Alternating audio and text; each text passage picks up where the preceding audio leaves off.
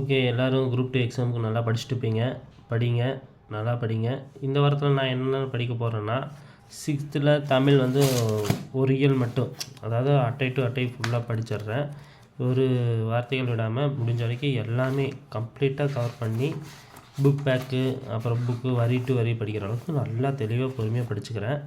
Next என்ன பண்ணுறோன்னா, 6th first time science and social சயின்ஸையும் முடிக்கிறேன். இந்த வாரத்துக்குள்ளே இதை நான் பண்ணணும். சயின்ஸ் அண்ட் சோசியல் சயின்ஸு இந்த வாரத்துக்குள்ளே ஃபஸ்ட்டு டைமை நான் முடிக்கணும்.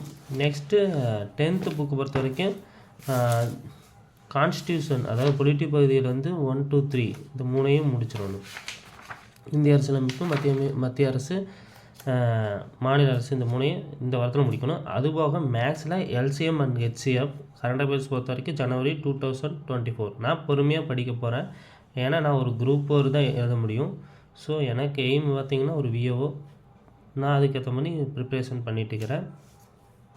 இப்போ வந்து ஒன்றுமில்ல, நான் இந்த வாரத்துக்குள்ளே இதெல்லாம் பொறுமையாக படிக்கணும். நான் வேலைக்கு போய்ட்டு தான் படிக்க முடியும்.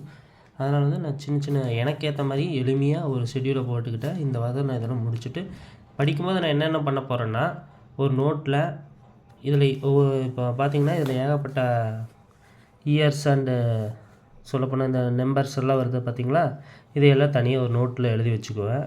அடுத்தது பார்த்திங்கன்னா எல்லாமே சயின்ஸு, அப்புறம் தமிழ் எல்லாத்துலேயுமே ஆண்டுகள், டைப்ஸு, இது மாதிரி எது வருதோ அதெல்லாம் நோட் போட்டு வருஷப்படி எழுதிக்குவேன். அப்புறம் மேக்ஸ் பொறுத்த வரைக்கும் எல்சிஎம் ஹெச்எஃப்பில் யூடியூப் வீடியோஸையும் சில வீடியோஸையெல்லாம் பார்த்து நான் நோட் பண்ணி வச்சுக்குவேன். கரண்ட் அஃபேர்ஸ் பொறுத்த வரைக்கும் மேக்ஸிமம் எவ்வளோ தான் படித்தாலும் நம்மளுக்கு லக் இருந்தால் தான் தெரியும். அதாவது நீங்கள் ஏற்கனவே படித்தது உங்கள் மனசில் ஞாபகம் இருந்தால் தான் தெரியும். ஸோ நீங்கள் வந்து ஜனவரி 2024 நான் வந்து புது அறிவு புத்தகம்னு ஒரு புத்தகம் இருக்குது, அதை பற்றி அதிலேருந்து படிச்சுக்குவேன். அவ்வளோதான். இந்த வாரத்துக்குள்ளே இதெல்லாம் நான் முடிச்சாகணும். அதுக்கு மட்டும் கொஞ்சம் ப்ரிப்ரேஷன் போயிட்டுருக்குது. நீங்களும் இதே மாதிரி உங்களுக்கு எளிமையாக ஒரு ஷெட்யூல் போட்டு படித்து பாருங்கள். ஈஸியாக இருக்குது.